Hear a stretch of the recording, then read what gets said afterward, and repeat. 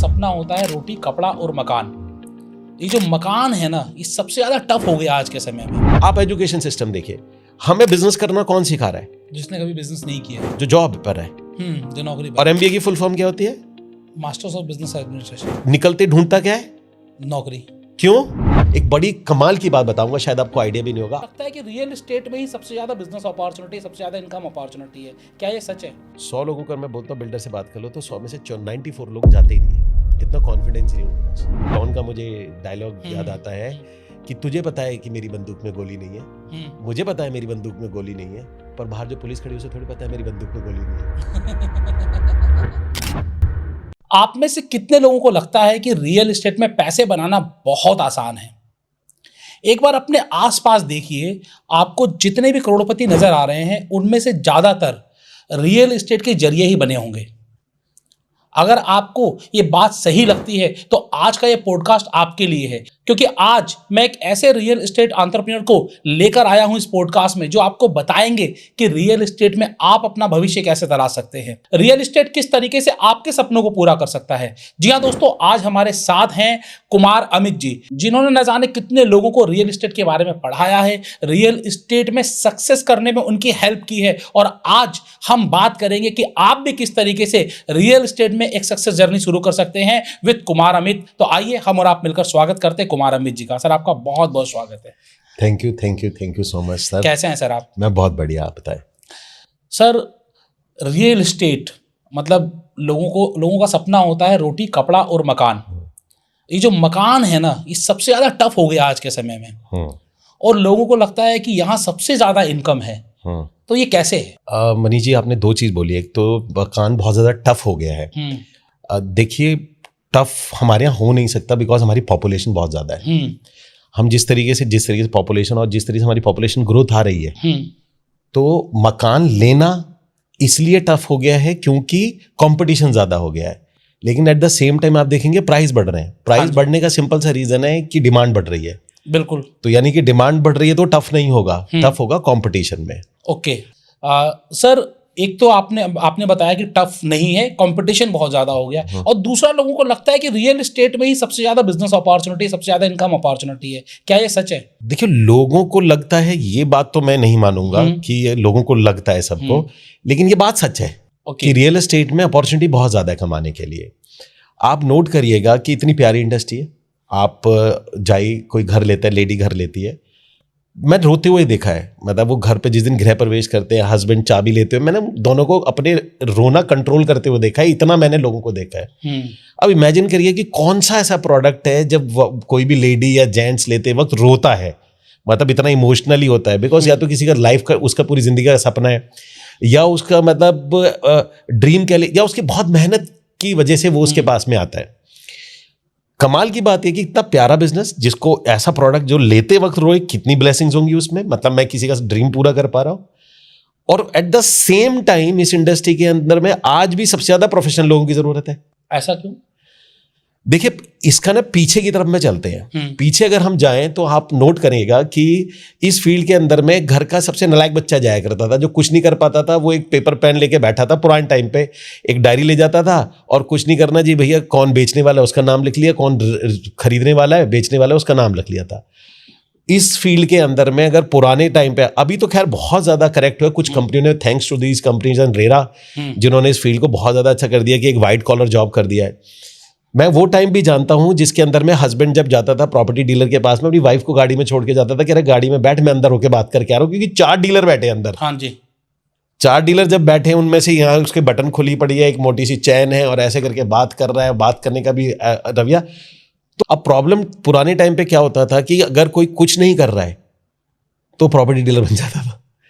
अब प्रॉपर्टी अपने आप ही बिकती थी, तो जिनका काम चल गया, यानी एक इसको कहते हैं थ्रेशोल्ड आता है या क्रैक करना होता है, कोड क्रैक होता है। आप जब डिस्कस करेंगे तो हो सकता है उस कोड पे भी हम पहुंच ही जाएंगे थोड़ी देर में।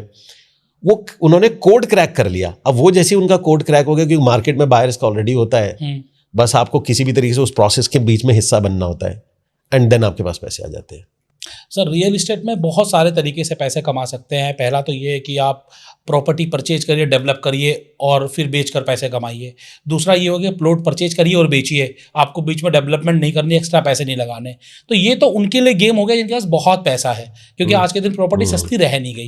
लेकिन जिनके पास कोई पैसा ही नहीं है, जो चाहते हैं कि मैं बिना लगाए पैसे कमाऊं, तो वो प्रॉपर्टी एजेंट या रियल एस्टेट ब्रोकर्स बनते हैं। तो क्या उनके लिए भी इतना आसान है इस प्रॉपर्टी से पैसे कमाना? देखिए, हम अभी एक डेटा लेता हूं मैं, जब हम ये पॉडकास्ट को शूट कर रहे हैं आज की डेट में, टोटल जो लाइसेंस है वो 93,000 है।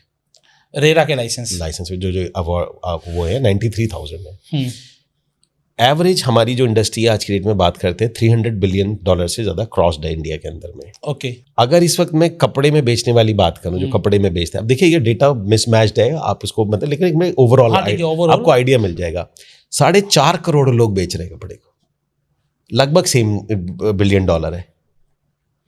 4.5 करोड़ वर्सेस 93,000। अब देखिए इसमें 93,000 में मैं भी हूँ, उसमें 2 एम्प्लॉय हो गए, तो डेटा जैसे मैंने रखा तो एम्प्लॉय का मेरा लाइसेंस नहीं होगा, 4 बंदे सेल्स के हैं, वो मेरा लाइसेंस नहीं होगा, मैं मान के चलता हूँ, ये मान लेते हैं। लेकिन फिर भी आप इसका गैप देखिए, सेम डिस्ट्रीब्यूशन हो रहा है उसके अंदर में, और माना वहाँ 10% 12% कमीशन होगा, 30% होता होगा, हम यहाँ पे ले लेते हैं कि हमारा प्रॉफिट मार्जिन कम हो गया। लेकिन इतना बड़ा जो टर्नओवर जो क्रिएट होगा उसका अगर, और एवरेज आज की डेट में जो इंडिया में जो कमीशंस जो बिल्डर्स देते हैं, जो आज अगर आप एवरेज काउंट करोगे, इट इज 3 to 4% है आज, राइट नाउ, आज के दिन में, क्योंकि स्लैब्स होते हैं।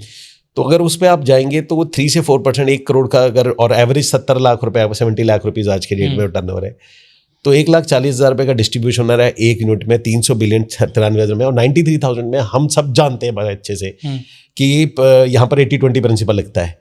80% जो 20% लोग जो बिजनेस करेंगे, जो 80% कर रहे हैं, उतना 20% लोग कर रहे होंगे। हाँ जी। तो इमेजिन करिए कि वो सारा का सारा जो प्रॉफिट है वो मात्र वो 20% लोग ले रहे हैं। अभी इसमें कितनी जगह और होगी, अभी इसमें लाखों, मैं कह रहा हूँ 5-10 लाख नए लोग भी आ जाए तो भी हाँ उन लोगों के लिए बहुत पैसे है अपॉर्चुनिटी अभी।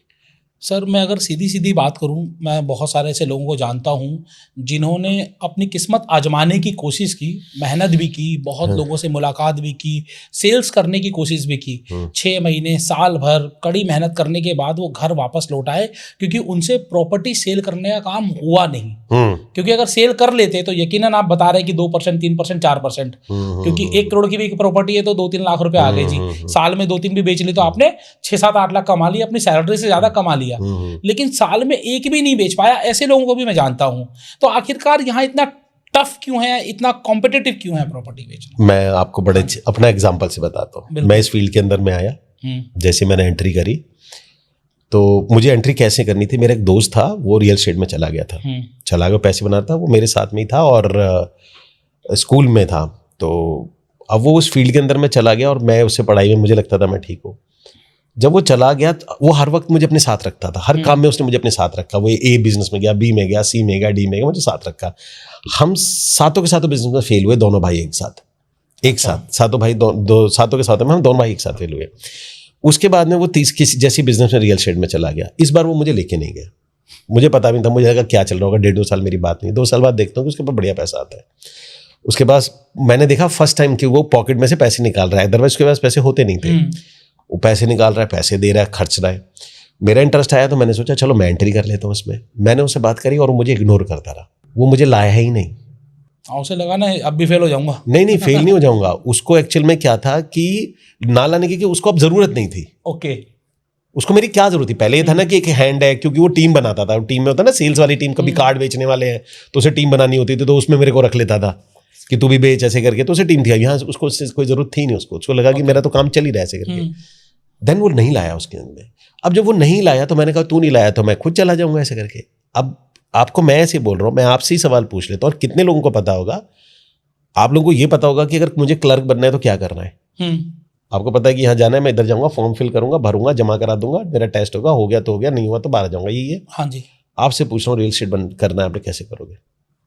किसी बिल्डर पे जाऊंगा और बात करूंगा कि भैया मैं बेच के दूंगा, बताओ क्या कमीशन दोगे। या फिर आज तो बहुत सारी एजेंसीज है जो आपको ओपन कमीशन दे देती हैं, है ना, सेल करने पे। आपको मैं कमाल की बात बताता हूँ। अभी हमने क्या किया कि मेरे पास कई सारे लोग आते हैं, मेरे साथ लोग जुड़ते हैं, और मैं उनको बोलता हूँ जाके बिल्डर से बात कर लो। आपको पता है क्या रेशो होगा बिल्डर से बात करने वाला उनमें से? 100 लोगों को मैं बोलता हूँ बिल्डर से बात कर लो तो 100 में से 94 लोग जाते ही नहीं है। इतना कॉन्फिडेंस नहीं उनके पास, करना चाह रहे हैं काम। वो उनको लगता है कि मैं वहाँ जाऊँगा, इतना बड़ा बिल्डर है, मैंने इस फील्ड में कभी कुछ किया नहीं है, वो मुझसे अगर कोई सवाल पूछ लेगा, मेरे से कुछ उसने ऐसा पूछ लिया तूने क्या किया है, मैंने उसको आंसर नहीं दिया तो वो चला नहीं। कैसा है नहीं, आपको भी पता है, मुझे भी पता है, ऐसा तो है नहीं। पर ये बात बताएगा कौन उनको? भाई आपकी बंदूक, एक बहुत ही डॉन का मुझे डायलॉग याद आता है कि तुझे पता है कि मेरी बंदूक में गोली नहीं है, मुझे पता है मेरी बंदूक में गोली नहीं है, पर बाहर जो पुलिस खड़ी है उसे थोड़ी पता है मेरी बंदूक में गोली नहीं है। आसान है, पर बताएगा कौन? ठीक है जी, तो बताएंगे तो हम जैसे कोई आदमी आएगा, हम जैसे तो बताएगा नहीं भाई कर सकते हो, कोई दिक्कत नहीं, जाके कर लो। देन आफ्टर भी उसको इतना कॉन्फिडेंट नहीं आता। आप बिलीव करिए कि मैंने अपना पूरा ग्रुप बनाया हुआ, जो मेरे अपने पेड मेंबर्स होते हैं उनका एक ग्रुप है। मुझे उन लोगों को ये कहना पड़ता है कि आप जाइए बिल्डर के पास और आपका अगर कॉन्फिडेंस है तो ये ग्रुप दिखाइएगा और आपको ये बोलना है कि मैं इस कम्युनिटी का हिस्सा हूँ, इस कम्युनिटी में दिल्ली एनसीआर से 150 से 200 लोग हैं, अगर हमारे को आपका प्रोजेक्ट समझ में आता है तो हम 150-200 लोग एक साथ आपके एजेंट बन जाएंगे, ताकि उनको इतना तो कॉन्फिडेंस आए कि बात तो कर लो। तो चीज है तो आसान, हाँ जी, पर बताएगा कौन कि आपकी सीट के नीचे 1 लाख रुपए रखा है? ठीक बात। तो ये इसलिए टफ है। अब मैं अपने पॉइंट में अपने पे आ जाता हूँ। अब मेरे को ये था कि मुझे करना है, मेरे को कैसे जाना है। सेम मुझे क्या था कि बिल्डर के पास जाना है, क्योंकि ये कॉमन सेंस के साथ में सबसे बड़ी प्रॉब्लम मालूम क्या है कि उसका नाम ही खराब है। बेटा उसका नाम होना चाहिए अनकॉमन सेंस, बिकॉज दुनिया में जो सबसे अनकॉमन चीज है उसका नाम कॉमन सेंस है। तो ये कॉमन सेंस था मेरा भी, लेकिन कॉमन सेंस चला थोड़ी मेरे को भी। जब मेरे को आना था तो मैं क्या ढूंढ रहा हूँ, मतलब कोई दोस्त ढूंढ रहा हूँ, मैं कोई अपना जानकार ढूंढ रहा हूँ, मैं उनसे बात करने की कोशिश कर रहा हूँ। और दूसरी बात क्या था कि जब मैं बिल्डर के पास भी जा रहा हूँ, ये बात सच भी थी कि बिल्डर एंटरटेन भी नहीं कर रहा था एक सिंगल आइडेंटिटी को। हाँ जी, वो ठीक से वो एंटरटेन भी नहीं कर रहा था। हाँ, बहुत लोग आते होंगे आप जैसे। हाँ, तो वो जाते थे तो वो बिल्कुल मतलब बैठे रहो, आधे घंटे बैठा रहे तो मूड ही खराब हो जाता था उसके बाद में। तो है तो आसान काम। अब मैं अपनी बात, मुझे आप बिलीव करिए, उसने जब मुझे नहीं लाया, मैं ढूंढता रह गया कि मैं एंट्री करूं तो करूं कैसे। आप यकीन मानिए 8 महीने तक, 8 दिन नहीं है, कहने को लगता है कि 8 महीने, 8 महीने आप रोज सोच रहे हो, रोज बात कर रहे हो, और 8 महीने बीत गए। 8 महीने बाद जाके एक पर्सन थे जिन्होंने मुझे बोला ठीक है तुम मेरे साथ काम कर लो। अभी मैं चैलेंज बताता हूँ। जैसे मैंने उनके साथ काम करने के लिए बात करी, अब वो क्या करते थे जी, 4 बजे शराब पीते थे, नियम था। नाउ द पॉइंट क्या है, देखो अपनी जगह वो सही है, मैं उसको जस्टिफाई करूंगा या नहीं करूंगा, लेकिन एक चीज़ हमें शायद उनको नहीं पता थी कि हमारे बहुत अच्छी कहावत बोली जाती है, we live in the abundance. हम बहुत आयत में रहते हैं इस धरती पर, हर किसी के लिए बहुत कुछ, लोगों के लिए बहुत कुछ है। हाँ जी। तो ये ऐसे होता है जनरली, लोगों को क्या लगता है कि अगर मेरे को पैसे चाहिए तो किसी का जाएगा तो मुझे मिलेगा, जो कि एक बहुत ही बुरी थ्योरम है। ऐसा बिल्कुल भी नहीं है। आपके लिए भी इस धरती पर बहुत कुछ है, मेरे लिए भी बहुत कुछ है, सबके लिए सब कुछ है यहाँ पे। बिल्कुल। उनको शायद ऐसा लगता था। अब ये मान के चलिए 1.5 साल। अब मैं उसकी एक और स्टोरी बताता हूँ इसी में। अब आपके पास ऑप्शन क्या बचा है, या तो आपके सीनियर ही है, या आपके पास में आपके क्रॉस लाइन्स होती हैं, जो आपके थोड़े जो क्रॉस लाइन होती है, जिसे कहते हैं कि आपके कॉम्पिटिटर हो गए। बिलीव करिएगा उन्होंने आज तक कभी भी सही इंफॉर्मेशन नहीं दी। एक ने पूरी नहीं दी, एक ने कभी सही नहीं दी। एक हक का एजेंडा हमेशा से रहा है नेगेटिव करना। आप उससे बोलो ये प्रोजेक्ट भी, मुझे तो लगता है, आप उससे पूछो कह रहे बकवास भाई साहब, ये इसकी यूनिट नहीं मिलती, ये तो मुझे लग रहा है अंदर खाने ना पेपरों में गड़बड़ है, इनकी तो रजिस्ट्री होएगी नहीं, देख लेना ये फंसेगा प्रोजेक्ट। ऐसी बातें करते हैं वो। तो बेसिकली टफ नहीं है, कोई है ही नहीं हाथ पकड़ के ले जाने वाला, है ही नहीं। ये चीज कोई करेक्ट कर दे तो कितना आसान हो जाता है ये। अब हम जैसे को पता ही नहीं था, उन्होंने पूरा होता 1.5 साल वो खराब हो गए। फिर जो कॉम्पिटिटर था वो करीब 1.5 महीने खराब कर देता था कि वो ऐसी ऐसी बातें ले आता था, पेपर देखो जी अखबार में आ गया, ये तो बनेगा ही नहीं, ये सारी चीज़ें। तो ये सबसे बड़ी आशीष जी से प्रॉब्लम है। तो इसका सॉल्यूशन क्या है? मतलब आप जो बता रहे हैं, एक तो मुझे समझ में आया कि आपको कंसिस्टेंसी से बने रहना पड़ेगा। हाँ। जो आपने 1.5 साल आपने भी लगाए। हाँ। नहीं तो आप भी अगर 6 महीने में आउट हो जाते तो शायद आउट ही हो जाते, फिर तो कहीं और कुछ कर रहे होते, लेकिन आप लंबे समय तक बने रहे। उसी पे आ रहा हूँ, जैसे आप कह रहे थे ना इतने लोग जाते हैं उनमें से वापस आ जाते हैं। तो मुझे अच्छे से याद है जब मैं उसमें गया था, जो कंपनी में हम थे, तो वहाँ पर नए लोग जो थे वो करीब 30-40 लोग थे। जो क्रिकेट मैंने बताया था दोपहर में वो भाई साहब ड्रिंक करा के 30-40 लोग थे। बिलीव करिएगा उस 30-40 में से मैं अकेला हूँ जो बचा हूँ। मतलब जो आपकी बातें मैं आपका समर्थन कर रहा हूँ, बट अदर वे कर रहा हूँ मैं आपको। टफ नहीं है, टफ इस वजह से है कि यहाँ पर कोई भी गाइड करने वाला नहीं है। पहली बात है। दूसरा, आप किसी भी कंपनी के पास जाओगे, आप सोचिए ना कि जो कंपनी के पास जाओगे वो अपने बारे में बता रहा है ना कि मैं ही बेस्ट हूं, हाँ जी, बाकी बेवकूफ है। ये भी तो चैलेंज है ना। आप कैसे किसी पे, आप किसी के पास जा रहे हो कह रहे मैं बेस्ट हूं, उसके पास जाओगे कह रहे मैं बेस्ट हूं, मेरे साथ करो मैं ठीक हूं, मैं ठीक हूं। आपको अगर निर्णय लेना है तो निर्णय तो आप तब ले पाओगे जब आपको इसके बारे में भी पता है, इसके बारे में पता है, इसके बारे में पता है। हाँ जी, अब सही पता है, और सही कि ये ऐसा है, ये ऐसा है, ये ऐसा है। हाँ जी। अब ये आता है तो तजुर्बे से। ये तो कोई ऐसा ही बंदा कि भाई तजुर्बा होगा ना कि भाई कि वो बता दे कि नहीं मैंने यहाँ देखा है, इस पे भी देखा है, इसके भी देखा है। तो मार्केट में बाकी चीजों के लिए किताबें आती हैं, आप बड़े बड़े कोर्स आते हैं। मैं आपको एक बड़ी कमाल की बात बताऊंगा, शायद आपको आइडिया भी नहीं होगा। आप मेरे कहने पे किसी भी नोएडा के किसी भी कॉलेज में जाइएगा प्लेसमेंट के लिए, और आप बोलना हम रियल एस्टेट के लिए प्लेसमेंट कर रहे हैं, आपको गेट से भगा देंगे। ये आपके लिए बड़ा सरप्राइज। इतना बदनाम है? आप प्लेसमेंट देंगे, एंट्री ही नहीं है। किसी नोएडा छोड़ दीजिए, दिल्ली एनसीआर पूरे आप गुड़गांव तक में जाइएगा कि रियल एस्टेट की कंपनी प्लेसमेंट के लिए आई है। मतलब मैं आपको अपनी बात बता रहा हूं, जबकि मैं प्लेसमेंट नहीं कर रहा था, मैं तो मैंने एक पूरा ट्रेनिंग प्रोग्राम लॉन्च किया था। हम जाते थे, आप मेरे एक यूट्यूब चैनल उसमें पुरानी वीडियोस पढ़ी है, जब मैं वहां गया हूं उसमें रिकॉर्डिंग है कि मैं बच्चों को ट्रेन कर रहा हूं वहां जाके। तो वहां मैं अपने ट्रेनिंग प्रोग्राम के लिए गया था। तो वहां मैं अपने ट्रेनिंग प्रोग्राम के लिए गया, और सरप्राइजिंगली क्या हुआ जी, हम 10 में से जाते कहते sir sorry for real estate के लिए नहीं हमारा। आप इमेजिन करिए कि जब उन बच्चों में ही नहीं डाला जा रहा कि रियल एस्टेट नाम की कोई दुनिया भी एग्जिस्ट करती है, प्लेसमेंट कंपनी अलाउड ही नहीं है उनके पास जाना, आप उनको हायर भी नहीं कर सकते जॉब के लिए। तो ये तो अपने आप ऑटोमेटिकली टफ हो गया ना। बाकी चीजों में देखो उनको क्या सिखाया रहा है, क्रेडिट कार्ड ये बेचना, एमबीए मार्केटिंग ये हो गया, ये सारी चीजें अंदर ही सिखाई जा रही है, प्लेसमेंट भी वहीं से की जा रही है। उनको लग रहा है कोई फील्ड है वहां पे हम जा सकते हैं, वो सीख रहे हैं उस चीज को। मैं आपसे पूछता हूँ कितने कॉलेजेस को आप जानते हैं जिसमें रियल एस्टेट का एमबीए कराया जाता है? ना के बराबर। ये मुझे नहीं पता, आपको देखो पता भी नहीं है, जानकारी नहीं है, जानकारी भी नहीं है बहुत कम। मतलब it is rare of the rarest है। ओके। तो जब है ही नहीं इतना बड़ा फील्ड, भारत की इकोनॉमी में बड़े योगदान देने वाले में से सबसे बड़ा, और बावजूद इसके में आप जाओगे कि यहाँ पे कोई एमबीए ही नहीं है। और अगर एमबीए आ भी जाता है, कईयों ने ट्राई भी मारा, तो भेज ही नहीं रहा कोई, क्योंकि एक परसेप्शन बनी हुई है। जब टीचरों में ही परसेप्शन बनी हुई है कि हायरिंग हमने करानी ही नहीं है, तो जब टीचर, मेंटर, घर, परिवार, तो टफ तो हो ही गया ना। कहां से सीखेगा? आप आएंगे तो आपके पास क्या है? आप एक लड़का भी रियल एस्टेट में आता है, कहाँ है बुक दिखाना, कितनी कैसे बेचे? एमबीए पे इतनी बुक्स हैं, सेलिंग पे इतनी बुक्स है, इतनी कोचिंग्स है दुनिया भर की चल रही हैं। और दूसरी दुख की बात बताता हूँ मैं आपको, जो ट्रेनिंग देते भी बाकी कई लोग आते हैं ना ट्रेनिंग देने के लिए, I am so sorry to say, मैं बुराई नहीं कर रहा हूँ, बट हमारे यहाँ का एक सिस्टम है, एक हमारे यहाँ का कल्चर है। बेसिकली कल्चर क्या है हमारे यहाँ का, आप नोट करिएगा। चलिए मैं आपको एक एक्सपेरिमेंट से बताता हूँ ऐसे करके, तो अब अगर आपने नहीं किया होगा तो यू लाइक इट, और मैं आपकी ऑडियंस से भी रिक्वेस्ट करूँगा कि इस वक्त वो भी ये वाला एक्सपेरिमेंट मेरे साथ में करें प्लीज़। अगर आपको करना है तो आपको अच्छा लगेगा, आप लोगों को, यू लाइक इट। आप सब लोग अपनी ऐसे उंगली लीजिए, ऐसे सभी लोग अपनी ऐसे करके उंगली लीजिए। ओके, ठीक है ना। अब इस उंगली को इस तरीके से अपनी ठोड़ी पे रखिए। ये ठोड़ी है, ये गाल है, ठोड़ी ये है। अब यहां पर ना पूरा कैच है, आपने वो नहीं किया जो मैंने बोला, आपने वो किया जो मैंने किया। तो प्रॉब्लम यह है कि हम कॉपी आपकी बातें कभी करेंगे ही नहीं, एक्शन को कॉपी करेंगे। आप हमेशा एक्शन कॉपी करोगे सबकॉन्शियसली। आपने भी वही किया, और आपकी ऑडियंस प्लीज कमेंट में भी डालिएगा, जहां पर ये आपको पॉडकास्ट मिल रहा होगा जरूर डालिएगा। और जिसको स्माइली चेहरे पे स्माइल आया तो वो भी आप लोग डालिएगा कि क्या आपने कहां पर उंगली रखी थी बोलने के बाद में, कमेंट करके जरूर बताइए आप सब लोग। और स्माइली जरूर डालिए, क्योंकि स्माइल सबके चेहरे पे आई होगी, आई नो दिस वे। तो आप ये मान के चलिए कि आपने जब कॉपी नहीं किया, जबकि आप तो बिल्कुल, मैं बोल रहा हूं आपसे, और बड़ा ब्लंट बोला है मैंने कि अपनी ठोड़ी पर रखिए। आपने कंफ्यूज होके आपने यहां रखा था। नाउ द इशू क्या है? इशू क्या है कि जब ऐसा कोई इंसान आपको सिखाएगा जो उसमें खुद ने कुछ नहीं किया है, तो आपको एक्चुअल वही रिजल्ट आएगा जो उसको आ रहा है।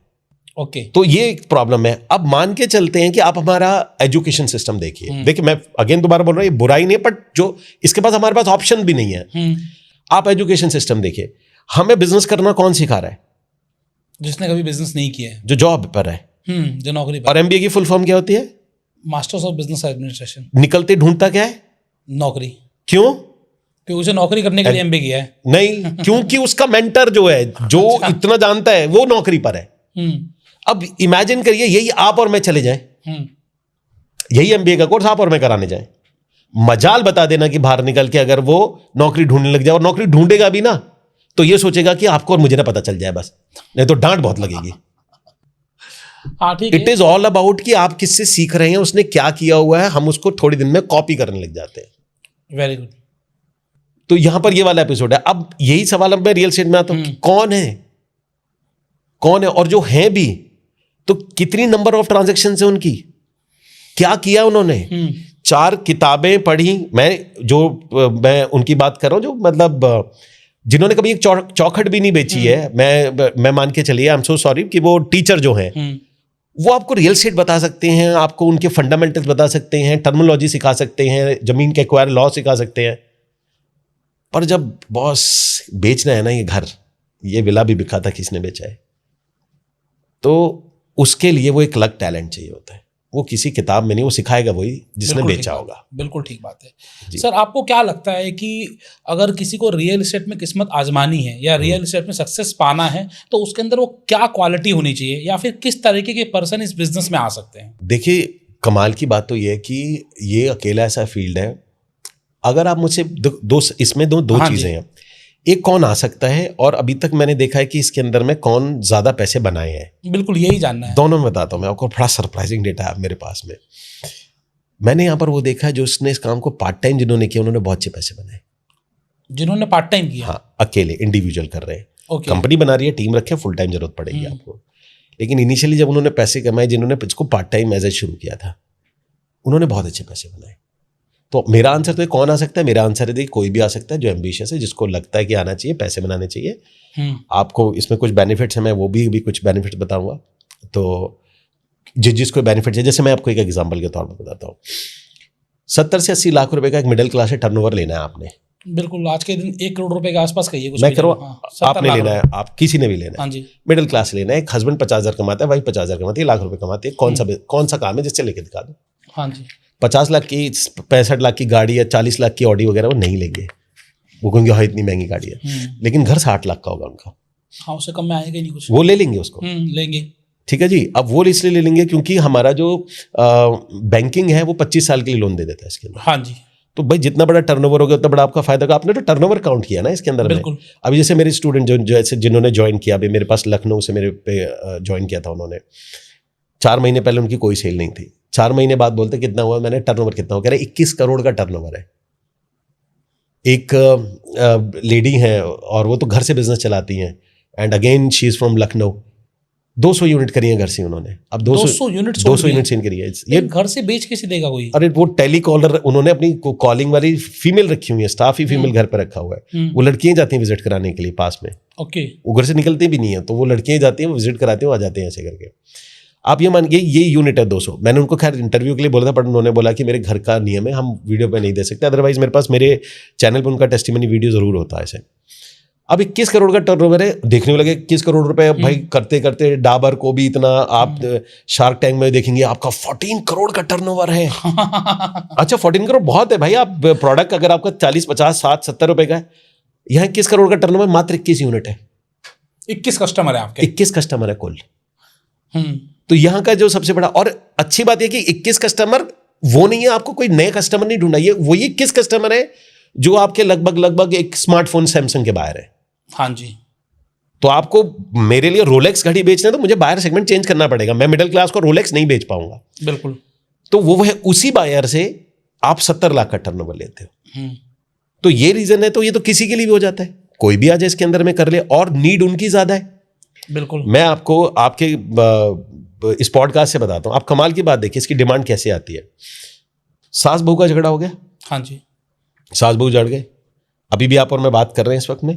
कितनी फैमिली होंगी जिसको कई तो सुन रहे होंगे आपकी ऑडियंस, उनके घर में चल रहा होगा अभी। अच्छा। सुबह ही वो अटके हटा हुआ होगा कि अभी सास बहू और देवरानी ननद घर में कुछ भी डिस्प्यूट फ्रिक्शन हुआ होगा अभी ऐसे। अभी इस वक्त उनके मन में सिर्फ एक ही चीज चल रही होगी कि मुझे अपना घर लेना है। एक ही चीज चल रही होगी, ना आपको डिमांड क्रिएट करनी है ना मुझे करनी है। लड़ाई हो रही है, फ्रिक्शन हो रहा है, डिमांड आ रही है जी हमारी, घूम फिर के हम लोगों के पास लेने आ जाएंगे। पहली बात, प्रमोशन हो गई जी किसी आदमी की, और बढ़िया प्रमोशन हो गई साहब, जीएम बन गए। अब ये रहते थे जनता फ्लैट में, अब जीएम बन गए। जनता फ्लैट एक ही बच्चा है इनका, बढ़िया रह सकते हैं उसके अंदर में, रहेंगे अब इसमें नहीं, अब चाहिए क्यों? सोसाइटी फ्लैट, प्रमोशन किसी और की हुई है, प्रोडक्ट मेरा बिकेगा। ठीक है जी, ठीक बात है। तीसरा एक और मैं बताता हूं आपको, ये तो 2 कंडीशंस हो गई। तीसरा आता है बाहर से कोई इंडस्ट्री आ गई, बाहर से इंडस्ट्री आ गई, उसने एम्प्लॉयमेंट निकाल दिया, उसने फैक्ट्री लगा दी हमने एक्सप्रेसवे पे, बाजू में किसका, फिर से हमारा इंडस्ट्री बाहर से आई, नौकरी वो दे रही है, माल बिक जाएगा मेरा। तो फैक्टर्स इतने सारे हैं यहाँ पर, घर खरीदने इतने सारे हैं डिमांड के लिए। और कमाल की बात यह है कि लैंड बनती नहीं हमारे यहाँ, एक अकेली चीज है, हम भी मैन्युफैक्चर होते हैं, आप और मैं भी मैन्युफैक्चर किया जा सकते हैं। बत्तख हो गया, मुर्गा हो गया, मछली हो गई, सब मैन्युफैक्चर आप हम और मिलके मैन्युफैक्चर कर सकते हैं उनको, पर लैंड नहीं कर सकते। लैंड हम मैनुपुलेट कर सकते हैं, मैन्युफैक्चर नहीं कर सकते। मतलब इधर की बजरी उठा के समंदर में डाल दी, पहाड़ तोड़ के सीधा सपाट कर लिया, थोड़ा बैठने के लिए जगह मिल जाए। और हम सबको पता है कि इतना समुंदर है, इतना पानी है, इतना हमें चाहिए, इतने जंगल है, इतने चाहिए ना जंगल, आप ऐसे नहीं काट पाओगे ना। आप इतना जंगल है, इतना ही है, तो बचती जमीन ऐसे। आपने नोट किया किसका दिमाग आया होगा कि घर ऐसे बना लेते? कैसे, क्यों आया हो भाई ऐसे? आप इतनी तकलीफ में क्यों जाओगे 7वें फ्लोर तक चढ़ के? घर ऐसे बनते थे ना। हाँ, पहले तो ऐसे बनते ऐसे बन रहे थे घर। किसी का दिमाग तो है ऐसे। आप सोचो अगर किसी का दिमाग नहीं आया होता ऐसे बनने का, इसमें जमीन नहीं होती सर, किसी का नया घर नहीं होता किसी का। इतना प्रॉब्लम है जमीन। तो आंसर है मेरा, कोई भी इसके अंदर में आ सकता है। ठीक है जी, कोई भी इसके अंदर में काम कर सकता है। अब आपका दूसरा सवाल था इसके अंदर में माइंडसेट का क्या होता है? हाँ जी, देखिए सर, माइंडसेट क्या होता है, वो चाहे वो रियल एस्टेट का हो चाहे किसी और चीज के लिए। रियल एस्टेट एक व्हीकल है, बस आपको पैसा कमाने के लिए एक व्हीकल होता है। व्हीकल कितना फास्ट है, आप यहाँ से हवाई जहाज से, अब एक पढ़ा लिखा आदमी है, वो लेकिन कार से कोलकाता जा रहा है, और एक आदमी है जो अनपढ़ आदमी है लेकिन वो हवाई जहाज से कोलकाता जा रहा है, तो कौन पहले पहुंचेगा? हवाई जहाज वाला पहुंचेगा। तो व्हीकल का मैटर हो गया ना। अब आप और मैं सोचिएगा कि हमने पूरी जिंदगी सबसे ज्यादा मेहनत किस चीज पे करी? हमारे पेरेंट्स किस बात के लिए मारते थे? मुझे नहीं पता आपको मारा नहीं मारा, मुझे तो मारा है ना। तो मुझे तो, हमें किस बात के लिए मारते थे? इस बात के लिए पिटाई करते थे कि व्हीकल अच्छा मिल जाए, क्योंकि उन्हें पता था एक बार सही व्हीकल पकड़ लिया फिर व्हीकल की अपनी ताकत है। MBBS MD एक व्हीकल उसे इतना आई जाएगा, कहीं पर भी ठोक के भी लगा देगा। मैं MBBS MD न्यूरो सर्जन हूँ, 3-4-5 लाख रुपए ले गया घर में। तो जितनी मेहनत थी व्हीकल पकड़ने के लिए थी, इस जैसे मैंने आपको बताया, अनपढ़ आदमी भी अगर सही व्हीकल पकड़ लेगा तो व्हीकल की अपनी रफ्तार होती है। अब डॉक्टर को अनपढ़ पकड़ नहीं सकता, इसको पकड़ नहीं सकता, ये पकड़ नहीं सकता, पर इसको तो पकड़ सकता है। बिल्कुल। तो रियल एस्टेट भी एक सिर्फ व्हीकल है, और अच्छा व्हीकल है, बहुत तेज व्हीकल है, फास्टेस्ट व्हीकल है, बढ़िया है, टर्नओवर बढ़िया क्रिएट होता है। लेकिन इसमें पैसा आने के लिए आप कह रहे हैं वो माइंडसेट, वो हर फील्ड के लिए है, वो हर फील्ड के लिए उसको इसमें भी ये सेम ही चाहिए होगा। आने से पहले उसका उससे मनी से रिलेशन उसका ठीक होना चाहिए। तो व्हीकल तो पावरफुल है ही, इस व्हीकल के साथ में आपका जो माइंडसेट होता है, जो मनी के साथ आपका रिलेशन होता है, वो आइडेंटिफाई करना आपको बहुत ज्यादा जरूरी है। क्योंकि बहुत सारे लोग अपने मनी के रिलेशन की वजह से मरे पड़े हैं, इसलिए नहीं कि व्हीकल खराब है उनके पास में। ओके। आप और बात करिए 5-10 मिनट किसी से बात करिए ना, आपको बात करते ही उसके मनी के साथ में रिलेशन समझा, 5 या 7 मिनट उससे बात करिए, आपको पता चल जाएगा इसके साथ मनी के साथ इसका रिलेशन कैसे है। बता दूं कुछ एक एग्जांपल। बिल्कुल, वही एग्जांपल ही जानना चाह रहा था, कैसे पता लगा है। हाँ देखिए, आप जैसे किसी के साथ बैठे हुए हैं तो आपको बातों बातों में थोड़ी देर में कंधे पे हाथ रख के कोई ये बात बोले, कह रहे भाई सुन मेरी बात में, पैसा इतना भी जरूरी नहीं है। रेड फ्लैग, रिलेशन बहुत खराब है। बात सही गलत की नहीं है, बात यह कि यही बात अगर अंबानी जी कहते हैं तो सही है, यही बात आदमी ब्रोड कहता है तो वो यानी मनी से उसका रिलेशन खराब है। दूसरा आदमी आता है, एक बहुत ही बड़ी कहावत है हमारे यहाँ भाई, और अभी भी है कि जितनी चादर उतने पैर पसार। मनी के साथ रिलेशन खराब है, और चादर ही नहीं खरीदना चाह रहे हो। मतलब मैं वो रेड फ्लैग्स हैं कि हाँ कि भाई जितनी चादर है उतने पैर पसार, ये मनी के साथ उसका रिलेशन खराब है। फिर आप देखेगा किसी लोगों को आप अच्छा उनमें मैं भी हो सकता हूँ, बस इतना फर्क हो सकता है कि मुझे पता है तो मैं उस पर काम कर रहा हूँ ना, जिसको पता नहीं वो काम नहीं कर रहा होगा। ठीक बात है। तो बस दोनों में इतना फर्क है। तो ऐसा नहीं कि हम नहीं होंगे या हमारे सराउंडिंग में मेरे पास सारे लोग ऐसे नहीं होंगे जिनके मनी से साथ रिलेशन अच्छे होंगे कि मैं यहाँ बैठा हूँ तो मेरा रिलेशन बहुत अच्छा, ऐसा नहीं होगा। लेकिन मैं अवेयरनेस में हूँगा, और अगर मैं अवेयरनेस में हूँ तो मैं ठीक कर सकता हूँ। मैंने एक हॉस्पिटल था, उसके आगे लिखा देखा था, if diagnose is done means half cure, कि किसी चीज के बारे में पता चल गया तो ये मतलब कि आधा तो काम हमने बीमारी ठीक ही हो गई, मान के चलो आपका ऐसे हाफ क्योर हो गए तुम ऐसे। तो अगर आप अवेयरनेस में आ जाते तो पहले तो ये समझो कि काम हो ही गया, आधा तो काम तुमने कर ही लिया। अब इसमें क्या आता है कि आप जैसे किसी के साथ बैठे हैं, आप उसको सिंपल सा पूछिए वो पैसे कमाता है। मैं आपको एक एग्जांपल बताता हूं। वो पैसे कमाता है और पैसे कमाने के बाद में वो पैसे खर्च देता है, उसके पास पैसे नहीं बचते लास्ट में। उसने लगे कोई भी आएगा वो खर्च देता है, उसको बहुत मेहनत करनी पड़ती है, उसको पैसे बचाने के लिए किसी को देना पड़ता है, रखना पड़ता है, तू रख ले, तू संभाल ले, तू एफडी कर ले, कोई ऐसा कर ले जिसका चेक बुक ना हो, मैं कभी निकाल ना पाऊँ, क्रेडिट कार्ड तोड़ देता है कोई गुस्से में। और कई बार होता है क्या कि बड़े गया तो कोई बड़ी महंगी चीज़ ले ली, या रात को कभी बहुत ज़्यादा खर्च दिया ऐसे करके, और उसके बाद में वो पछताता है कि भाई मैंने खर्च दिया, उसके पास अकाउंट पैसे नहीं रहते हैं। ये सबसे बड़ा एग्जाम्पल होता है उन लोगों का जिनके साथ में पैसे के साथ रिलेशन उनके ठीक नहीं है। ओके, सीधा सा है, आप उनसे पूछेंगे पैसे कितना कमाता है, इससे मैटर नहीं करता, पैसा कमाना टैलेंट का मैटर है, व्हीकल का मैटर। जो मैं बता रहा हूं कि कमाने के लिए तो रियल एस्टेट बड़ा अच्छा व्हीकल है, ठीक है, लेकिन उसको सस्टेन करने के लिए आपको पैसे के साथ में रिलेशन होता है। पैसा आप कह रहे हैं रियल एस्टेट व्हीकल है, यस पावरफुल है, पैसे कमाओगे, बहुत कमा लोगे। अब दूसरी चीज आती है कि लेकिन अब मैं आपको एक और एंगल बता दूं इसके अंदर में। पॉइंट नंबर 2 पे आते हैं। पॉइंट नंबर 2 हमारा यह होता है कि how you do one thing do everything. एक सिंपल रूल है। ओके, मतलब अगर किसी भी आदमी को आप, मैं जज करना हो किसी को, मैं आप उसको कील ठोकते हो दीवार पे देख लो, किसी को भी देख लो, जैसे वो कील ठोक रहा बिजनेस भी वैसे चलाएगा। उसको दूध लेने भेज दो, जैसे दूध लेके आएगा वैसे पूरा बिजनेस चलाएगा, जैसे वो दूध लेने जाएगा वैसे अपना रिलेशन चलाएगा। छोटा कोई बोलो ये किताब को सफाई करके पूरा बना के ना यहाँ की तरफ में रख दे। How you do one thing do everything. अब ये बात मैं आप इसलिए इसके अंदर मैं ऐड कर रहा हूं कि अब उसका जो जैसे हम बताते हैं मनी के साथ रिलेशन हो गया, खराब हो गया, आपको ये मैं इसलिए बता रहा हूं कि बहुत इंपॉर्टेंट बात है, इसलिए मेरे शब्दों का उच्चारण मैं बहुत अच्छा रखना चाह रहा हूं, because this is one of the most important चीज। हम लोगों को ये सिखाना चाहिए कि हमें जो काम है ना, लड़ना सिखाना चाहिए, जीतना नहीं। हमारा पूरी व्यवस्था जीतने पे लग गई है, और जब आप किसी को जीतना सिखाओगे ना, तो जीतने के, आपने उसे लड़ना नहीं सिखाया, अगर आपने उसे जीतना सिखाया तो प्रॉब्लम क्या है कि ये क्विटर बन जाएगा।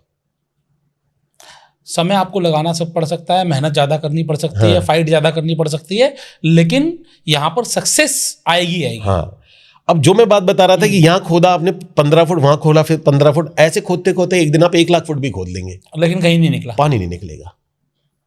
जो लड़ना जानता है ना, उसका पानी निकलेगा एक दिन। Very true. तो यहां पर प्रॉब्लम क्या आती है, हमने सिखा दिया जीतना, हर किताब में, हर उसमें जीतना, winning is the habit, winning, yes winning is the, किसी ने लड़ना क्यों नहीं सिखाया। आप देखिए कि आप और अगर कामयाबी पे बैठे हैं और बाकी लोग जो बैठे हैं वो अपने इस एटीट्यूड से, अब मैं और मेरे पे है क्या ऐसा, मेरे पास तो कुछ भी ऐसा नहीं है। मतलब मैं तो अपने पढ़ाई में क्लास में कोई अच्छा बहुत नहीं था, बहुत स्ट्रगल करता था मैं पढ़ाई में, और बहुत लोगों को मैं जानता हूं मैं पढ़ाई में बहुत अच्छे थे। ऐसा क्या हुआ कि आज काफी, और मैं ऐसे लोगों को भी जानता हूं कि वो मेरे से भी खराब थे पढ़ाई में और बाकी में भी खराब थे, लेकिन सब में एक चीज बड़ी कॉमन थी, वो लड़ाई का जज्बा था। जैसे हमें याद आता है कि हमारे एग्जाम होते थे तो हम 3 दिन तो रात भर पढ़ रहे हैं, सुबह तक पढ़ रहे हैं, आंख मल के समझ में कुछ नहीं आ रहा है, पढ़ रहे हैं, ठीक है, नंबर हमारे सबसे कम आ रहे हैं, 3 दिन 4 दिन पढ़ने के बाद भी कम आ रहे हैं। हमें कोई स्पोर्ट्स में जाना है तो सुबह सुबह हम 5 बजे स्पोर्ट्स में चले गए, या बॉल नहीं हो रही दोबारा कर रहे हैं, ये उंगली टूट गई फिर इस हाथ से बॉल कर रहे हैं, है ना, फील्डिंग कर रहे हैं, टूटे पैर से कर रहे हैं, धूप में कर रहे हैं, पानी नहीं है, बेहोश होकर एक आदमी गिर रहा है, एंड दिस दी फाइटिंग। तो जो कामयाब हुए हैं ना, वो इस वजह से हुए कि वो फाइट करना सिखाया। अगर हम किसी को फाइट करना सिखा दें, प्रॉब्लम क्या है कि आज की डेट में, और एक एज के बाद में, मतलब 30 के बाद जब इंसान होने लग जाता है तो फाइट करना भी छोड़ देता है, फाइट करना छोड़ देता है। तो ये 2 चीज, एक होता है माइंडसेट, जैसे मैंने बताया कि फाइटिंग वाला कि आपको फाइट, और दूसरा उसके पैसे के साथ में रिलेशनशिप। एक पैसे के साथ में रिलेशनशिप होता है कि खर्चना ही नहीं जानता, ठीक है जी, खर्च नहीं, वो पैसे जोड़ता रहता है। अब ये भी बचपन का ट्रॉमा होता है। पैसे जोड़ने वाले का क्या होता है कि कई बार उसकी फैमिली में बचपन में कोई ऐसा बुरा वक्त देखा होता है, या उनकी मम्मी ने देखा होता है, तो उन्होंने तो नहीं देखा, लेकिन उनकी मदर ने कभी देखा था, तो मदर पैसे जोड़ती रही, तो मदर ने नहीं देखा तो उनकी दादी ने कभी देखा, तो पैसे जोड़ते रहे। तो कॉपी करते हैं हम लोग, तो उनकी मदर भी पैसे जोड़ रही हैं, वो जोड़ते जोड़ते इतना जोड़ रहे हैं कि अब उनको पैसे लगाने में दिक्कत आ रही है। हाँ, उससे मोह हो गया बिल्कुल। हाँ, तो वो चीज 2 हो जाती है। तो एक माइंडसेट मनी के साथ, एक हो गया जो सेविंग के, भाई कि आपने कोई बुरा टाइम किसी आप अपनी चेन में देखो कि आपको किसी ने बुरा टाइम देखा, तो वहां से तो नहीं आपकी हैबिट बन गई है कि पैसा निकालने में आपको बिल्कुल आत्मा मर जाती है कि भैया पैसे लगाने में आती है।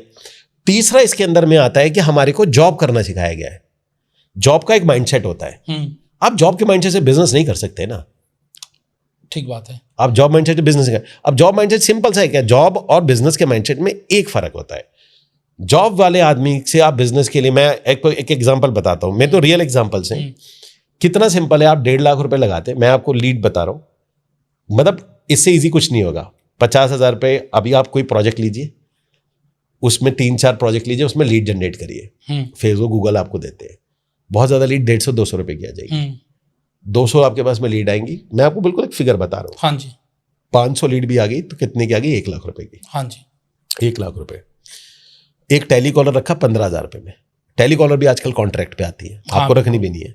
ठीक बात है। 15,000 वो बढ़िया, 10,000 की आती है, वैसे 15 बोल रहा हूँ। 15,000 की हमने टेलीकॉलर रखी, 4 महीने, 15 चौक 60,000 रुपये हो जाते हैं। ठीक है जी। प्लस सैटरडे संडे आपको साइड वेट करानी है, टोटल कॉस्ट आती है आपकी 1,60,000 रुपये। सैटरडे आपका फ्री है, मैं मान के चल रहा हूँ। वो टेलीकॉलर विजिट करिए, और वहां पर भी आपको एक RM मिला हुआ है बिल्डर का, जिसके पास आपको ले जाके बिठाना है। आपकी पूरी इसके अंदर में एक रोल है, बस फॉलोअप करना। आप बहुतों को फॉलोअप नहीं आता होगा, फॉलोअप करना और पॉकेट से पैसे निकलवाना, ये चीज सीखनी पड़ती है। क्लोजिंग, ये पार्ट सीखना पड़ता है। ये सीखने में कितनी देर लगेगी, अगर आपको मैं सिखाऊंगा मेरे ख्याल 4 घंटे बाद सीख के निकल जाओगे। फिर प्रैक्टिस आप भले 2 महीने करो, 3 महीने करो, आप 1 महीने में एक्सपर्ट हो जाओगे।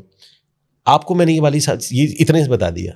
अभी मैं आपके पॉडकास्ट पे बोलूँ 1,60,000 रुपये देने, एक सिंपल प्रोसेस में, बिलीव करिएगा अभी भी लोग नहीं देंगे। अब इसका उल्टा करते हैं, यही उल्टा करते हैं इसी पॉडकास्ट, इसी स्कीम को बदल देते हैं थोड़ा सा। इसी स्कीम को ऐसे बदल देते हैं कि मैं बोलता हूं कि देखो जी, आपका 1,60,000 रुपये आप दीजिए, 1,60,000 नहीं, 3,25,000 रुपये दीजिए, और आपकी गवर्नमेंट जॉब पक्की है। लोग 5 लाख भी दे देंगे। वो लोग भी, रिक्शे वाला भी पैसे ले आएगा भी 3,50,000 रुपये। हाँ जी। वो ले आएगा, जबकि उसके अंदर में कितने मिलने, 20, 30, 40, 50,000 में मिलने, 30, 40,000 में मिलने। It's all about mindset. तो वो जॉब माइंडसेट हो गया, बिजनेस माइंडसेट हो गया। तो जॉब माइंडसेट से भी आप इस बिजनेस को दो, तो एंट्री करते वक्त तो ये व्हीकल तो है ही ताकतवर, पर ये जो 3 फैक्टर जो माइंडसेट के होते हैं, ये करेक्ट करना एक इंपॉर्टेंट होता है। हाँ, सो ये आपने बहुत बेहतरीन बात बताई माइंडसेट के बारे में। आपको अल्टीमेटली बिजनेस करना है तो बिजनेस माइंडसेट के साथ करना पड़ेगा। कई लोगों का माइंडसेट है, पैसे भी लगाने को तैयार है, लेकिन उन्हें सही प्रोसेस नहीं पता। तो आज हम आपसे जानना चाहेंगे कि अगर कोई रियल एस्टेट में एंटर करना चाहे और एज एन एजेंट या एज ए ब्रोकर एंटर करना चाहे, तो वैसे क्या काम करे जिससे कि उसको अर्ली सक्सेस मिल जाए या उसकी पहली सेल जल्दी आ जाए? देखिए, पहला काम इसके अंदर में जो इस पूरे प्रोसेस में क्या करना होता है, मैं स्टेप करके बताता हूँ। हाँ जी। सबसे पहला स्टेप इसमें यह है कि आपको एक साथ 5 प्रोजेक्ट को सिलेक्ट करना है। अच्छा, कम से कम 5 प्रोजेक्ट एक साथ लेके चलने 5 सेलेक्ट कर लेकिन चलना है। दोनों में फर्क है। अच्छा, आऊंगा भी बाद में। दोनों में बहुत बड़ा फर्क है, अभी पता चल जाएगा। 5 आपने प्रोजेक्ट सेलेक्ट करने कि कौन सा मेरे को करना है। ठीक है। उससे पहले अगर आपको इनका चैनल पार्टनर बनना है, आपके पास में 2 तरीके चैनल पार्टनर बनेंगे। आप डायरेक्टली इनके साथ चैनल पार्टनर बनते हैं, आप रेरा अप्लाई करिए, आप चैनल पार्टनर बन जाइए। या बड़ी बड़ी कंपनीज हैं, उनके साथ में आप एसोसिएट हो जाइए, किसी भी कंपनी के साथ आप जुड़ जाइए। वहाँ रेरा नहीं लेना पड़ता, वहाँ एक्चुअली वो कंपनी का रेरा चलता है, एंड इट इज लीगल अभी तक। एज ऑफ नाउ आप कर सकते हैं, बाद में फ्यूचर में क्या होता है पता नहीं, बट अभी कर सकते हैं। ओके। कि वो कंपनी अपना रेरा है तो वो करे। अब जैसे मेरी कंपनी, मेरे पास कल मैं 4,000 एम्प्लॉय रखूंगा, 4,000 का थोड़ी मैं रेरा निकलवाता हूँ। ठीक बात है। हाँ। सबको और उसको प्रोसेस में डाल देंगे, 4,000 लोगों का 25,000 रुपये, तो कंपनी तो कोई कॉर्पोरेट कभी बनी नहीं पाएगी। समझ गया मैं। फिर भी गवर्नमेंट क्या करती है, वो उनका कॉल है। तो अभी तक ऐसा नहीं है, आप कंपनी में जाते हैं, आप कंपनी में उसके साथ काम करते हैं, आप उनके साथ जुड़ सकते हैं। तो ये दोनों तरीके आपके पास आ गए। अब जैसे आपने, और इनको जुड़ना सेकेंडरी होता है। मैं आप सब लोगों को एक बात बताऊंगा, प्लीज़ प्लीज़ प्लीज़ लोगों को ना, मुझे बोलना नहीं चाहिए, बट हमारी शिक्षा में ही इतना ज़्यादा फॉल्ट है। जैसे हमें क्या सिखाया गया, मैं आपसे इसी माध्यम बताऊंगा। हमें सिखाया जाता है रेडी, एम एंड फायर। कितनी गलत फिलॉसफी है। हमें सिखाया जाता है कि भैया आप पहले निशाना तैयार हो और काम करो, जबकि ऐसा कभी नहीं होता। आप जिंदगी के अंदर में कुछ भी बड़ा करोगे तो वो हमेशा प्री लॉन्च है। आप अगर लॉन्च पे करने जाओगे, जिंदगी बहुत छोटी है। हाँ जी। अब प्री लॉन्च का मतलब क्या होता है? इसको बोला जाता है ready, fire, aim. This is the philosophy. आपको अगर फिर दोबारा दोहराता हूं, रेडी, फायर, एम। हमें करना यह चाहिए कि हमें पहले तैयार होना है बस, उसके बाद गोली चला दो। एम लगाने की जरूरत नहीं है, एम लगाते रहेंगे। अच्छा, एक मूवी थी ना, उसके अंदर में आपको बड़ी अच्छी पिक्चर थी, ऑल द जोक है ये वैसे, लेकिन मुझे याद आ गया। वो पिक्चर थी ना, उसके अंदर में वो अंधा था, तो उसने पूरे घर के अंदर में बहुत अच्छी जगहों पर वो देखा था जहां पर उनके लगे थे, और वो गोली बिल्कुल सेंटर में लगी हुई थी। उस पूरे उसके सेंटर में। तो उसने पूछा कि भाई तुम अंधे हो कि इतने सटीक निशाना कैसे लगा लेते हो? कहता मैं तो जहां गोली मारता हूं मेरे जो टीम लोग हैं ना वहां पर गोला खींच देते। Now this is joke about, but कहने का रीजन ये था कि हमारे पास ये होना चाहिए रेडी फायर एंड एम। हमें क्या करना चाहिए, जैसे हमने किया हमें फायर कर देना चाहिए। हम अच्छा चलिए मैं आपसे एक सवाल पूछता हूं, आप मुझे बताइएगा, कोई आदमी किसी काम को नहीं करता, इसकी कोई सबसे बड़ी वजह क्या होती होगी आपके दिमाग में? बहुत सारी होंगी, आई नो बहुत सारी होंगी सर। जो मुझे लगता है उसकी नॉलेज हो सकती है, अनकंफर्ट हो सकता है कि हाँ मैं कंफर्ट नहीं फील कर रहा हूँ इस काम को करने के लिए, मेरे अंदर नॉलेज ही नहीं है उस काम को करने के लिए, यही एक बड़ी रीजन हो सकती है। और समटाइम अगर फाइनेंस लगता है तो फाइनेंस हो सकता है। बिल्कुल ठीक बात है। मैं इसको बिल्कुल शॉर्ट लाइन में करता हूँ। इसको बोला जाता है फियर ऑफ फेलियर। हाँ, fear of failure, fear of failure. और आपको मैं कमाल की बात बताता हूँ, हमें बचपन से ये सिखाया गया कि किसी भी काम को नहीं करने का मेजर रीजन क्या होता है? Fear of failure. जबकि ये गलत है, जबकि ये गलत है। हमारे किसी काम को ना करने का सबसे बड़ा ये रीजन जो होता है ये 20% है। 80% रीजन होता है किसी काम को ना करने का fear of not finishing perfectly. ये रीजन है मैक्सिमम लोगों के किसी काम को ना करने का। किसी भी काम को जब वो शुरू करते हैं तो जैसे उनको लगता है नहीं यार ये काम ऐसे, ये लाई ऐसे होनी चाहिए, नहीं यार ये मैं जब निकलूंगा तो मेरा पैड होना चाहिए, मेरा पहले लाइसेंस होना चाहिए। और इस वजह से लोग काम नहीं कर रहे हैं। लोग इसलिए नहीं करेंगे उन्हें हार का डर है, लोगों को इस बात का डर है कि मैंने अगर परफेक्टली फिनिश नहीं किया, यहां प्रॉब्लम है। इसीलिए मैं उन लोग ये बोलता हूं कि भाई क्यों आप जैसे ही इस फिलॉसफी पे आएंगे रेडी फायर एम, आप क्या करेंगे? बहुत लोग आपको बोलेंगे भैया प्री कुक माल नहीं दे सकते। देखिए किताबी बातें अलग होती हैं, रोड पे मार्केट की बातें बिल्कुल अलग होती है। ये एंटायर अलग बात है। किताब में भी दो तरीके की किताब मिलेंगी हमारे को। एक किताब वो मिलेंगी जो एक्चुअल में लिखी गई हैं उनके द्वारा, जो वाकई में रोड साइड पे थे और उन्होंने उस चीज से बनाया। कुछ किताबें लिखी गई हैं ऐसे जिन्होंने उन्होंने खुद तो नहीं किया लेकिन उन्होंने इंटरव्यू ले लेके उनका संग्रह इकट्ठा किया। और तीसरी किताबें हैं कुछ परसेप्शन पे लिखी गई हैं कि उनको ऐसा लगता है, उन्होंने 40 किताबें पढ़ी, 40 किताबों में से उन्होंने अपना एक जजमेंट बनाया और वो लिख दी। ना जो तीसरी कैटेगरी की किताबें सर ये पूरा समाज खा जाएंगी। जो किताब परसेप्शन पे लिखी, अब हमें कैसे पता इतनी सारी किताबें इसमें परसेप्शन पे कौन सी लिखी है, लेकिन क्योंकि आज भी हमारी साइकोलॉजी है, एक बार को हम व्हाट्सएप पे इतना बिलीव नहीं करेंगे, लेकिन किताब पे लिखे आदमी को हमारा सीधा ब्रेन रिसीव मारता है बिल्कुल कि भाई ये बात तो सच होगी। अब आते हैं इसमें जो रेडी फायर एम वाले में, अगर कोई भी आदमी इसके अंदर आना चाहता है तो सबसे इंपॉर्टेंट चीज ये है कि जैसे वो आता है पहले लॉन्च कर दे, अपने आप को लॉन्च कर दे। उनको लगता है कि मेरे पेपर नहीं, 5 प्रोजेक्ट को सेलेक्ट करो, रेडा भी ले लेना, ये पेपर वर्क कर लेना, चैनल पार्टनर बन लेना, अभी ऑफिस जाना भी नहीं है, मत जाओ बिल्डर के पास में, नेट पे से सर्च मारो, खुद देख के आओ तुम अपना घर कौन सा खरीदोगे, तुम्हें कौन सा वाला, तुम जिससे कनेक्टेड हो, यार ये मेरा घर होता है, यार ये विला मेरे पास, यार ये मेरा प्लॉट होता है, जहां तुम्हें ये कनेक्शन आ रहा है, जहां तुम्हें ये कनेक्शन आ रहा है, ऐसे 4 सेलेक्ट कर लो, 5 सेलेक्ट करो, 5 सेलेक्ट कर लिए, घर बैठो, कहीं नहीं जाना, अभी कुछ नहीं करना, अभी 5 सेलेक्ट करो और पांचों के पांचों में अब आपको क्या सीखना है? एक फेसबुक ऐड, जो कि बहुत आसान है सीखना। अब रियल एस्टेट के लिए थोड़ा ट्रिकी होता है, रियल एस्टेट की कुछ चीजें होती हैं जो आपको सीखनी पड़ती है, मतलब नॉर्मल ई कॉमर्स वाला नहीं चलेगा इसके अंदर में, कुछ लाइनें क्या लिखे जाओगे, ऑडियंस क्या होती है, वो थोड़ा सा ट्रिकी मैटर है। अब आपने वो ऐड चलाना है, पांचों का आपने ऐड चलाया, पांचों का आपको ऐड चल गया, 5 ऐड चलने में आपको पता चला जी इसकी लीड कॉस्ट 50 रुपये आ रही है, इसकी लीड कॉस्ट 60 रुपये आ रही है, इसकी आ रही है, आपने 8-10 हज़ार रुपये लगा दिए।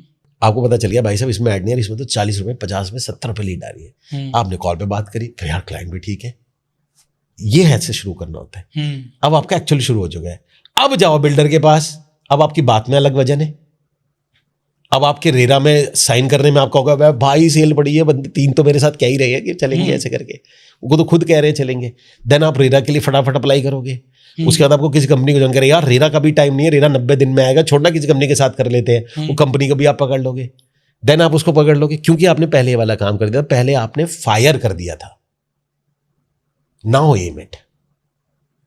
तो अगर आपको इसमें आना है, अगर जो आप प्रोसेस पूछ रहे थे, तो इसमें फायर पहले करना है, एम आपको बाद में करना है। दिस इज द फॉर्मूला आपको शुरू करने का। तो पहला तो आपने बताया कि सबसे पहले आप प्रॉपर्टी चूज करें, उसके बाद आप ये समझे कि कौन सी प्रॉपर्टी में आपको कन्विक्शन आ रहा है, कनेक्टेड हो आप, कनेक्टेड आ रहे हैं, बिकती अच्छी है वो, फिर जो आपको लग रहा है आप बेच लोगे या बिकती अच्छी है, और उसके बाद फेसबुक ऐड बनाएं और वहां से लीड जनरेट करें और सेल चालू करें। कॉल करें, सेल नहीं करनी, कॉल नहीं, अभी सेल कर भी नहीं पाओगे आप। अच्छा, हाँ। सेल कर भी नहीं पाएगा, सेल में भी बहुत से टेक्निकल है, बात क्या करनी है, फोन क्या करना है, अभी कुछ नहीं आता इनको, तो ये भी जान लेते हैं सर। हाँ, ये सीखेंगे वो बाद में ना, तो यहाँ उनको बेनिफिट क्या होगा, एटलीस्ट उनको ये देखिए, सबसे बड़ी चीज होती है होप। होप प्रॉब्लम क्या है कि अगर आपको बिजनेस के स्टार्टिंग में ही होप आ गई तो आप बिजनेस को खींच ले जाओगे, बिकॉज होप एक इतनी तरीके की एनर्जी होती है आपके पास में, उम्मीद जिसे कहते हैं, उम्मीद में इतनी शक्ति होती है, वो कितने भी पीछे की चीज को खींच लेगी। प्रॉब्लम क्या है कि वो ये उम्मीद जगाना है, ये इसे उम्मीद जगाना कहते हैं, उनकी उम्मीद जग गई कि भाई, मतलब मैं आपको इस माध्यम से समझाता हूँ ना, एक बड़ी जगह पे एक वो था, रेगिस्तान में आदमी जा रहा था, प्यास लग रही थी, बहुत ज्यादा प्यास लग रही थी उसे, वो मर जाता थोड़ी देर में, तो दूर में एक छोटी सी शेड दिखता है, उसको शेड देता है, शेड नहीं देता, एक हैंड पंप होता है, बहुत, आप जेनजी को तो पता भी नहीं होगा हैंड पंप क्या होता है, but there is a hand pump होता है। और आपको हैंड पंप की एक बात पता होगी कि हैंड पंप के अंदर में अगर पानी नहीं आ रहा तो हम क्या करते हैं, अगर पानी नहीं आ रहा होता उसमें ऊपर से पानी डालते हैं। ओके, बिल्कुल ठीक बात है। तो होता क्या कि वो ऐसे चलाता है तो पानी होता नहीं है, लेकिन एक मग्गा रखा होता है, उस मग्गे में लिखा होता है कि पानी इसके अंदर में डाल दो और आपके पानी आ जाएगा, आप उसको यूज कर लेना, वो एक पर्ची लगी होती है ऐसे करके। अब उसकी बड़ी दुविधा जिंदगी की कि मैंने ये डाला और पानी नहीं आया तो मैं तो मरा, ठीक है जी।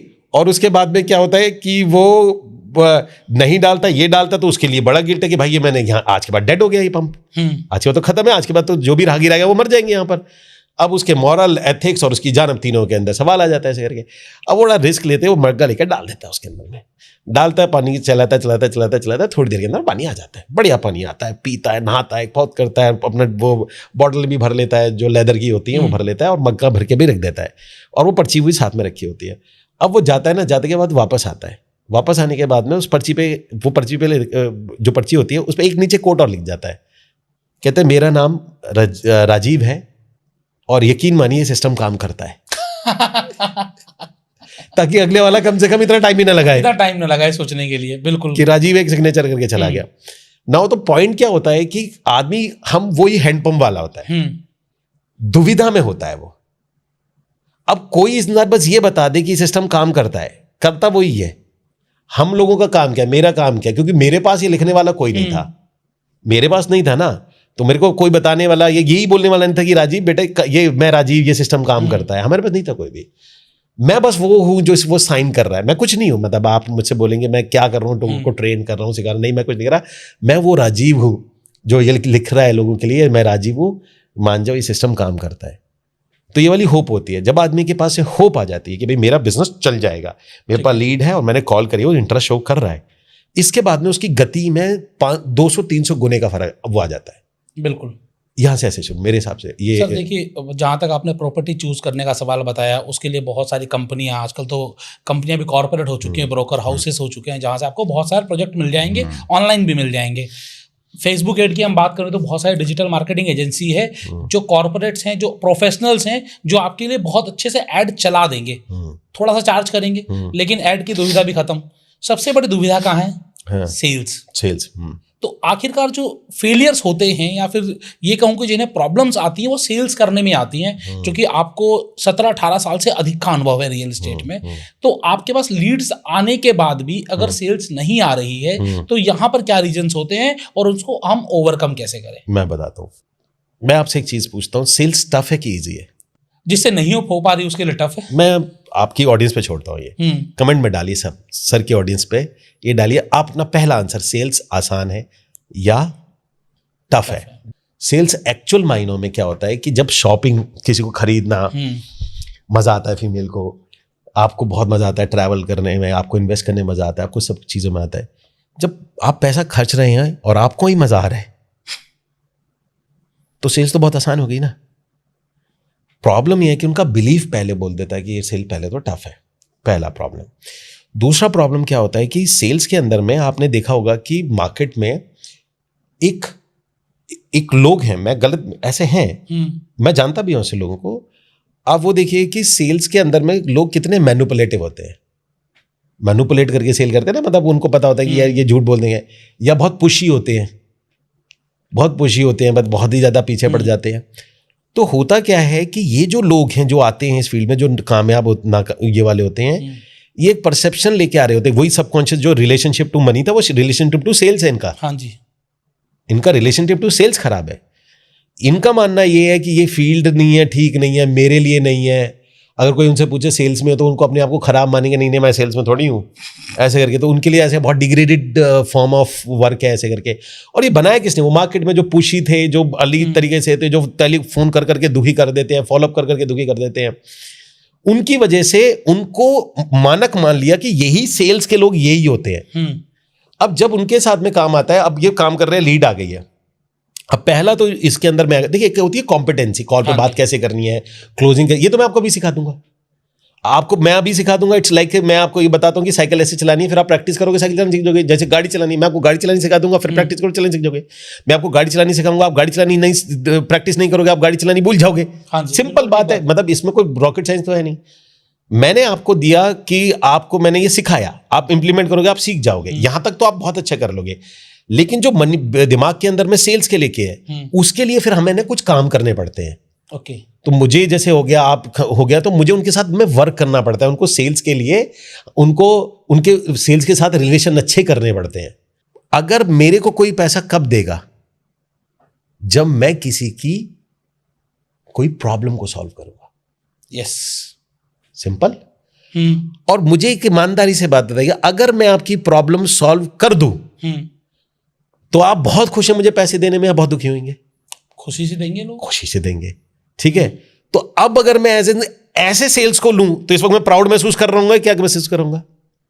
If I am a problem solver, proud solve, और मैं सेल्स का आदमी हूं, माइंडसेट में जमीन आसमान का फर्क आ गया एक ही मिनट के अंदर में।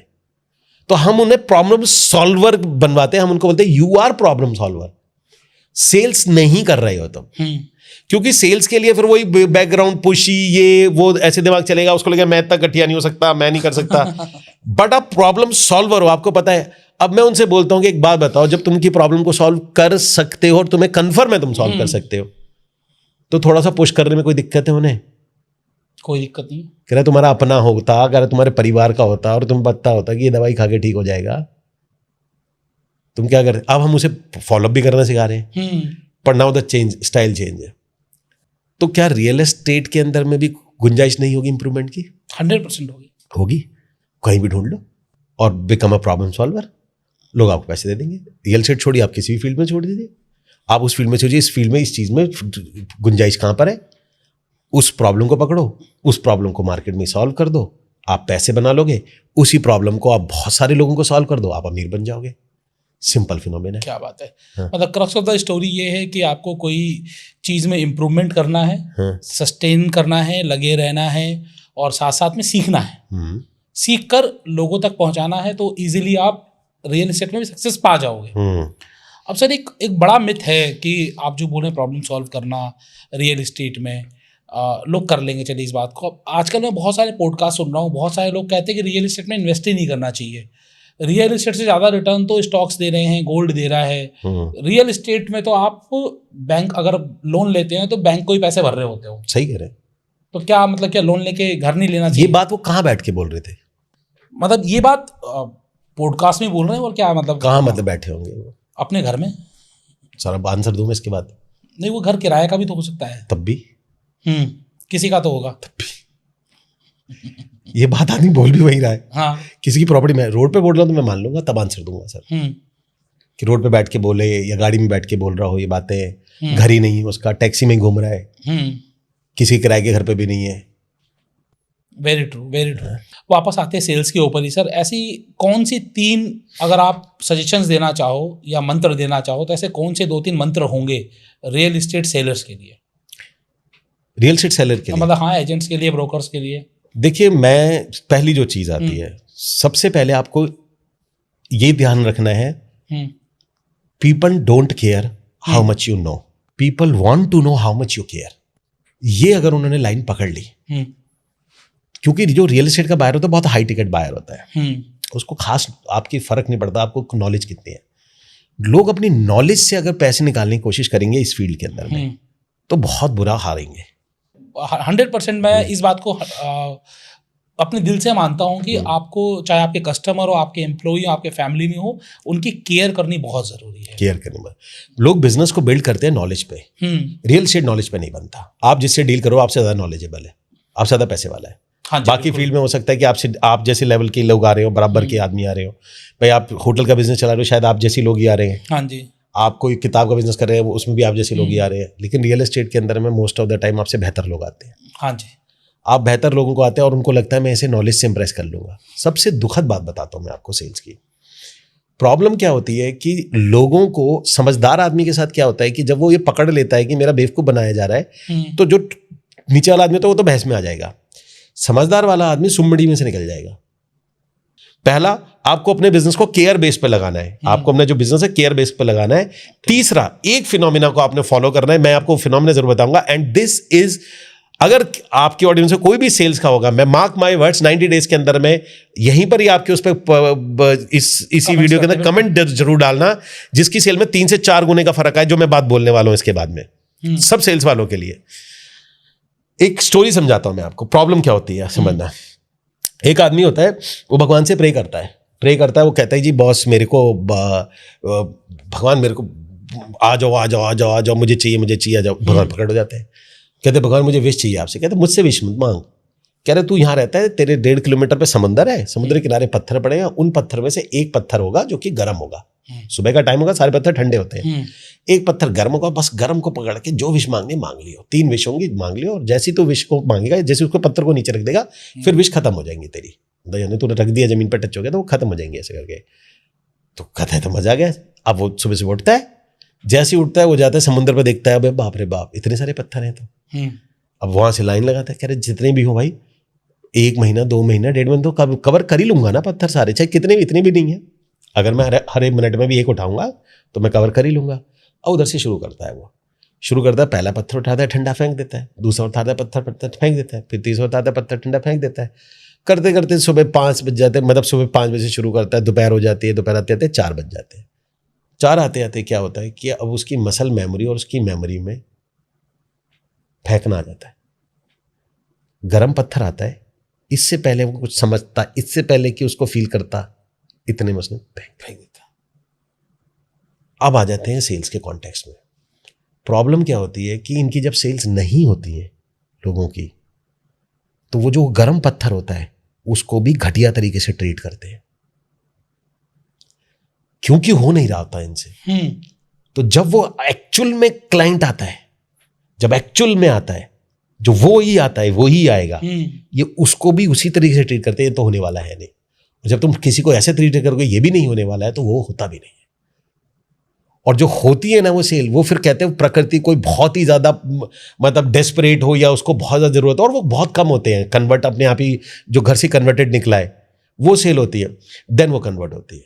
अब इसका सोल्यूशन ये आता है कि आपका चाहे आज क्लाइंट हो, अगर आपने 150 सेल 150 साइड विट कराई या 150 आपने क्लाइंट हैंडल करे और एक भी सेल नहीं हुई है, तो आपकी ड्यूटी बनती है कि 150 को एकदम पीछे हटो, आंख आईज क्लोज करो, हल्का सा मुस्कुराओ और एक बार ये सोचो कि ये जो आने वाला है ये डील होने वाली है, एंड देन एनर्जी लो और फिर से करो, और फिर उस आदमी को ऐसे ही ट्रीट करो जैसे आपने पहले इंसान को ट्रीट किया था। सेल तब होती है।